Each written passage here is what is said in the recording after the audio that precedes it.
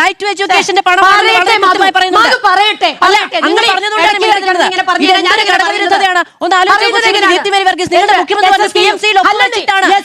സംഘടന തുടങ്ങിയിട്ട് കുറച്ചു നേരമായി. ഞാൻ കുറച്ച് ലേറ്റ് ആയി പോയി. ജയ്ക്ക് ഇവിടെ വലിയ സഹതാപമൊക്കെ കാണിച്ചു. UDFന്റെ കോൺഗ്രസിന്റെ പ്രതിനിധിക്ക് ഉത്തരം മുട്ടിപ്പോയി, വലിയ പ്രശ്നമാണെന്നൊക്കെ. ഞങ്ങൾക്ക് ഉത്തരം മുട്ടേണ്ട ഒരു കാര്യമില്ല ജയ്ക്ക്. ഈ ആരാണ് പാലമായിട്ട് പ്രവർത്തിച്ചത്? ഈ PM ശ്രീയിൽ ഒപ്പുവെച്ചത് ധർമ്മേന്ദ്ര പ്രധാൻ എന്ന് പറയുന്ന BJPയുടെ വിദ്യാഭ്യാസ മന്ത്രി. അദ്ദേഹം പാർലമെന്റിൽ പറഞ്ഞു, എന്നിട്ട് സംസ്ഥാന ഗവൺമെന്റ്, കേരളത്തിന്റെ സംസ്ഥാന ഗവൺമെന്റും ഭാരതീയ ജനതാ പാർട്ടിയുടെ കേന്ദ്ര ഗവൺമെന്റുമായിട്ടുള്ള പാലം ആരായിരുന്നു? ജോൺ ബ്രിട്ടാസ് ആയിരുന്നു എന്ന് പറഞ്ഞല്ലോ. അത് താങ്കൾ കേട്ടിരിക്കുമല്ലോ. കവി തല്ലുവാങ്ങിയിട്ടേ പോകുന്ന തോന്നുന്നു. പിന്നീട് റഹീം എന്ന് പറയുന്ന നിങ്ങളുടെ MP അദ്ദേഹം പറഞ്ഞു, കുട്ടികൾക്ക് വേണ്ടിയിട്ട് ഞങ്ങൾ ഇതിന് ഒപ്പുവെച്ചു, MOU ഒപ്പുവെച്ചെന്നാണ് പറഞ്ഞത്. ചിരിക്കൊന്നും വേണ്ട, ഇതൊക്കെ ഒന്ന് പഠിച്ചിട്ട് വേണം വന്നിരിക്കാൻ. ഭയങ്കരം തന്നെ. കഴിഞ്ഞ ദിവസമൊന്നും ചർച്ചയ്ക്ക് വന്നില്ലല്ലോ. ഇവിടെ EDയെ പറ്റി ചർച്ചയുണ്ടായിരുന്നു, വീണ വിജയനെ പറ്റി ചർച്ചയുണ്ടായിരുന്നു, അപ്പോഴൊന്നും ഉത്തരവുണ്ടായിരുന്നില്ല, വന്നുമില്ല. എന്നിട്ട് ഇപ്പൊ വന്നിട്ട്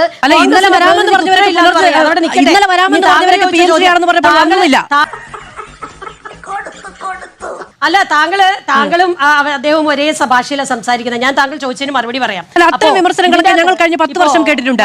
കോൺഗ്രസിന്റെ ഭാഷയിലാണ് സംസാരിക്കുന്നത്, അതുകൊണ്ട് പുതുമയില്ല. പറഞ്ഞോളൂ. അതെ, എനിക്ക് അനാവശ്യമായ തർക്കത്തിലേക്ക് പോകാൻ കഴിയില്ല. എന്നോട് അനാവശ്യമായ ഒരു കാര്യം സംസാരിച്ചുകൊണ്ടാണ് തുടക്കത്തിൽ ജയിക്കിനുള്ള മറുപടി കൊടുത്തത്. പിന്നെ താങ്കൾ ശിവൻകുട്ടിയെ പറ്റി ചോദിച്ചു. ശിവൻകുട്ടിയെ ഒന്നും അങ്ങനെ അങ്ങോട്ട് മെഴുകണ്ട. അതെ, ഇടഞ്ഞ ഞാൻ കൊലകൊമ്പനാ, കൊലകൊമ്പൻ. കൊലയില്ലാത്ത കൊമ്പൻ. ശിവൻകുട്ടി എന്താ പറഞ്ഞെന്നുള്ളത് ഡയലോഗ് താങ്കൾക്ക് ഓർമ്മയുള്ളതാണല്ലോ. എനിക്ക് ഓർമ്മയില്ല. ഞാൻ എന്റെ ചർച്ചയിൽ അത് എടുത്ത് കേൾപ്പിച്ചിട്ടുണ്ട്. എന്റെ ചർച്ചയിൽ എപ്പോഴാണ് ആ സർക്കാർ അധികാരത്തിലിരുന്നപ്പോൾ അവർ ഓക്കെ, ഇതൊരു നടക്ക് പോണ മാതിരില്ല. അവര് തോറ്റാലും അവര് ചെയ്തു വെച്ചതിന്റെ ചെയ്തി ബാക്കി പത്രമാണ് ചോദിക്കുന്നത്. ആ നിർബന്ധിതാവസ്ഥയെ കുറിച്ച് മുഖ്യമന്ത്രി പറഞ്ഞു. നിർബന്ധിതാവസ്ഥ ഇല്ല എന്ന നിങ്ങളുടെ MPമാർക്ക് കിട്ടിയ മറുപടി അടക്കം പറഞ്ഞിരിക്കുന്നു. അതാണ് എന്റെ ചോദ്യം. സംസ്ഥാന ഗവൺമെന്റിന് തീരുമാനിക്കാം, അത് ഫ്ലെക്സിബിൾ ആണ് സംസ്ഥാന ഗവൺമെന്റ്. ഞാൻ അതൊന്നുകൂടെ വായിച്ചു കേൾപ്പിച്ചേക്കാം. വഹാബിന് കൊടുത്ത മറുപടിയിൽ വളരെ കൃത്യമായി പറയുന്നുണ്ട്, the States have the flexibility of contextualizing the curriculum as per the state specific needs, adhering to the core fundamental principles. അതായത് അടിസ്ഥാനപരമായ അല്ലെങ്കിൽ ഭരണഘടനാപരമായ അടിസ്ഥാനപരമായ മാറ്റങ്ങൾ വരുത്താതെ സംസ്ഥാനത്തിന് അത് ചെയ്യാനുള്ള അധികാരമുണ്ട് എന്നുള്ളതാണ് ഇപ്പോൾ കേന്ദ്രം പറഞ്ഞിരിക്കുന്നത്. കെപ്റ്റിൻ അബേൻസ് വെച്ച്, അതാണ് ഇവിടെ CPMന്റെ പ്രതിനിധി പറഞ്ഞുകൊണ്ടിരുന്നത്. അത് കെപ്റ്റിൻ അബേൻസ് ആണ്. എന്തിനാ കെപ്റ്റിൻ അബേൻസ് വെച്ചത്? നിങ്ങൾ ഒന്നെങ്കിൽ മുമ്പോട്ട് പോകാൻ തീരുമാനിക്കണമായിരുന്നു, അല്ലെങ്കിൽ ഇതിന് ഒപ്പുവെക്കാൻ പാടില്ലായിരുന്നു. പണ്ഡിതനാണെന്ന് തോന്നുന്നു, അർത്ഥം പറഞ്ഞു കേട്ടില്ലേ? ഈ MOU ഒപ്പുവെച്ചില്ലായിരുന്നെങ്കിൽ തമിഴ്നാട് പോയതുപോലെ സുപ്രീം കോടതി പോയി നമുക്കൊരു വിധി വാങ്ങിക്കാം. എന്താ പറഞ്ഞത് ഇവരെന്ന്? പിന്നെ മറ്റ് ഫണ്ടുകൾ, മറ്റ് വിദ്യാഭ്യാസ ഫണ്ടുകൾ, SSK പോലുള്ള ഫണ്ടുകൾ ലഭ്യമാകില്ല. എന്തോ അലമ്പുണ്ടാക്കാൻ വന്നിരിക്കുക. അത് ലഭിക്കാൻ വേണ്ടിയിട്ട് ഞങ്ങൾ ഉദാര മനസ്കത കാണിച്ച് ഒപ്പിട്ടതാണ്. അപ്പൊ നിങ്ങൾ ഒപ്പിട്ടത് ഈ പണത്തിന് വേണ്ടിയാണ്. യഥാർത്ഥത്തിൽ അത് ഒപ്പിട്ടില്ലായിരുന്നുവെങ്കിൽ ഇപ്പോൾ തമിഴ്നാട് ചെയ്തതുപോലെ സുപ്രീം കോടതി പോയി ആ പണം വാങ്ങിക്കാമായിരുന്നു. ബാക്കിയുള്ളവനെ കൂടെ മണ്ടനാക്കാൻ വേണ്ടി അത്രയും ചെയ്യാനുള്ള ബുദ്ധി കഴിഞ്ഞ ഗവൺമെന്റിന് ഉണ്ടായിരുന്നില്ല. പകരം അവരെന്ത് ചെയ്തു? ഈ MOയിൽ ഒപ്പുവെച്ചിട്ട് അത് ഈ പണം വാങ്ങിക്കാം. പക്ഷെ ഈ MOയിൽ ഒപ്പുവെച്ചിട്ട് കിട്ടിയത് എന്താണ്? 99 കൊല്ലെങ്കിൽ പണ്ടോട്ട് SSKയും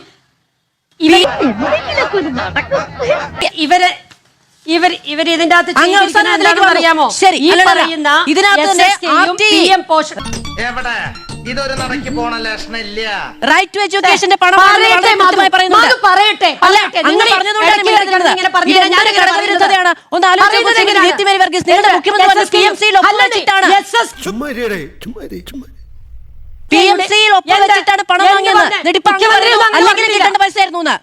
അല്ലെങ്കിൽ കിട്ടുന്ന പൈസ ആയിരുന്നു. അല്ല, അങ്ങനെയല്ല പറഞ്ഞത്. SSKയുടെ അല്ല, നിങ്ങൾ പാടൊന്നും പെടണ്ട. SSKയുടെ പൈസ എന്നാ ഞാൻ പറഞ്ഞത്. SSKക്ക് കിട്ടേണ്ട പണം എന്നാണ് ഞാൻ പറഞ്ഞത്.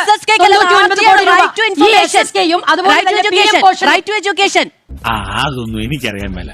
ഇങ്ങനെ എന്തെങ്കിലുമൊക്കെ പറയുമ്പോഴേ എന്റെ മനസ്സിനൊരു സന്തോഷം ഉണ്ടാവുള്ളൂ. ഈ സ്കീമുമായി ഏത് തരത്തിലാണ് മുമ്പോട്ട് പോകേണ്ടത് എന്ന് തീരുമാനിച്ച് ആ തീരുമാനം പറയും. അതിനുശേഷം മാത്രമേ PM ശ്രീ എന്ന് പറയുന്ന ഈ പദ്ധതിയുമായി കോൺഗ്രസ് മുമ്പോട്ട് പോവുള്ളൂ. ഒരു സംശയവും വേണ്ട.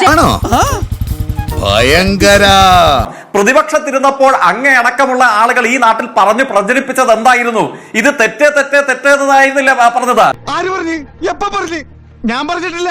പ്രതിപക്ഷത്തിരുന്നപ്പോൾ ഈ കോൺഗ്രസ് നേതാവ് അടങ്ങുന്ന നമ്മുടെ ചർച്ചയിൽ പങ്കെടുക്കുന്ന മറ്റാളുകൾ പറഞ്ഞത് എന്തായിരുന്നു? ഇതിനെ തള്ളിക്കളയണം എന്ന് തന്നെയല്ലേ നിങ്ങൾ പറഞ്ഞുകൊണ്ടിരുന്നത്? എനിക്ക് കോൺഗ്രസ് ചർച്ചയിൽ പങ്കെടുക്കുന്ന കോൺഗ്രസ് പ്രതിയോട് സത്യസന്ധമായി വീണ്ടും സഹതാപം തന്നെയാണ്. കാരണം എന്താണ്, അങ്ങ് നുണ പറയുന്നതിൽ എനിക്ക് ഇപ്പോൾ അത്ഭുതമില്ല. കാരണം കേരളത്തിന്റെ മുഖ്യമന്ത്രിയുടെ പ്രതിവാസ നുണപറയൽ പരിപാടി നടത്തുകയാണ്. അതെ, ഇടഞ്ഞ ഞാൻ കൊല കൊമ്പനാ, കൊല കൊമ്പൻ. നിങ്ങൾ ഈ ആവശ്യമില്ലാത്ത കാര്യം പറയണ്ട. നിങ്ങൾക്ക് വല്ല പോയിന്റ്സ് പറയാനുണ്ടെങ്കിൽ പറ. നിങ്ങൾ കുറെ നേരം നുണ പറയുന്നത്. നിങ്ങൾക്ക് പോയിന്റ്സ് പറയാനില്ലെങ്കിൽ അത് കോൺഗ്രസ് പ്രതിനിധിയുടെ തലയിലോട്ട് കയറണ്ട. കുത്തിക്കളഞ്ഞ ഇത് നോക്കൂ,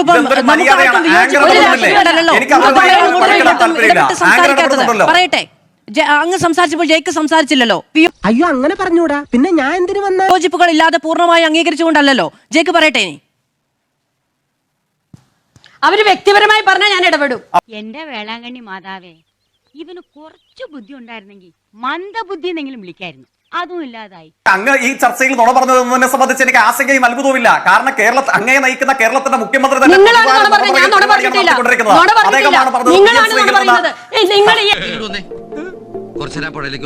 MSF-കാരനോട് സമരം ചെയ്തോന്ന് ചോദിക്കുന്നുണ്ടല്ലോ.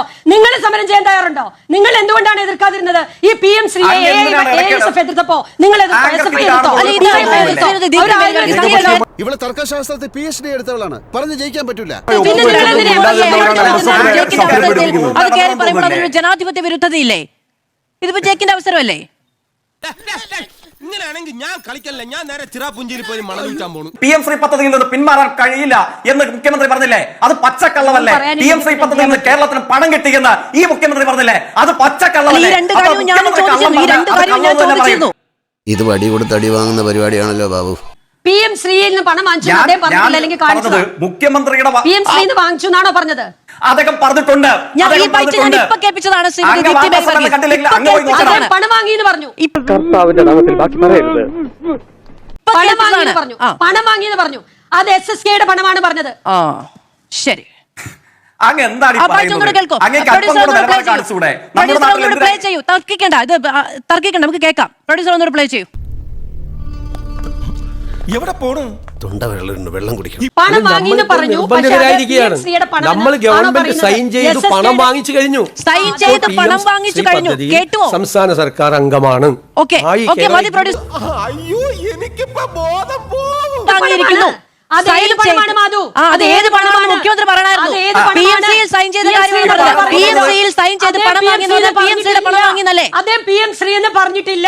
ഈശ്വര, ഇവിടെ ആരുമില്ലല്ലോ ഇതൊന്ന് പറഞ്ഞു ചിരിക്കാനായിട്ട്. PMCയിൽ സമഗ്ര ശിക്ഷ അഭിയാന് വേറെ എഗ്രിമെന്റ് ഉണ്ടോ? വേറെ എഗ്രിമെന്റ് ഉണ്ടോ? PMCയിൽ സൈൻ ചെയ്ത് പണം വാങ്ങിയെന്ന് ഒരൊറ്റ സെന്റൻസിലാണ് പറഞ്ഞത്. കുത്തുമില്ല, കോമയില്ല. ഇങ്ങനെ നാറാനൊരു ചങ്കൂറ്റം വേണം കേട്ടാ. MOU ആണ് സൈൻ ചെയ്തത്. സൈൻ ചെയ്ത് പണം വാങ്ങിയെന്നാണ് പറഞ്ഞത്. സൈൻ ചെയ്ത് പണം വാങ്ങിയെന്നാണ് പറഞ്ഞത്. അങ്ങനെ ന്യായീകരണം. ആൾക്ക് തീരെ വിദ്യാഭ്യാസം വിവരമൊന്നും ഇല്ലേ? വിഡ്ഢിത്തിരെ പറയുള്ളൂ. MOU സൈൻ ചെയ്ത കാര്യമാണ് പറഞ്ഞത്. സൈൻ ചെയ്ത് പണം വാങ്ങിയെന്ന് പറഞ്ഞത്. MOU സൈൻ ചെയ്തു, സൈൻ ചെയ്ത് പണം വാങ്ങി എന്നാ പറഞ്ഞത്. ഇനിയും കേൾക്കണം. എഡിറ്റ് ചെയ്ത് കേൾപ്പിച്ച എങ്ങനെ? വിദ്യാഭ്യാസമുള്ള ഒരുത്തനും നമ്മളെ പാർട്ടിയിലില്ലേ? എന്റെ പ്രൊഡ്യൂസർ ഒന്നുകൂടെ കേൾപ്പിക്കൂ. ആ സെന്റൻസ് മാത്രം കേട്ടാൽ മതി. നിങ്ങളോട് എനിക്കൊരു ദേഷ്യമില്ല. വിവരമില്ലായ്മ ഒരു കുറ്റമല്ലല്ലോ. അതെ, നമ്മൾ ഗവൺമെന്റ് സൈൻ ചെയ്തു പണം വാങ്ങിച്ചു കഴിഞ്ഞു. ശരി, മതി. ഞാനൊരു സത്യം പറഞ്ഞ് വിശ്വസിക്കൂ. എനിക്കത് ഓർമ്മയില്ല. നമ്മുടെ ഗവൺമെന്റ് സൈൻ ചെയ്ത് പണം വാങ്ങി കഴിഞ്ഞിരിക്കുന്നു. അത് നിങ്ങൾ ജയിക്കിന് വേണ്ടിയിട്ടാണ് ചെയ്യുന്നത്. പൂർത്തിയായിരിക്കും ശ്രീ ജയിക്ക്, പൂർത്തിയായിരിക്കും. അതെ, ഏത് പണം? ഏതാ സൈൻ ചെയ്തേ? തൽക്കാലം ഇത്രയും മതി. വരട്ടെ.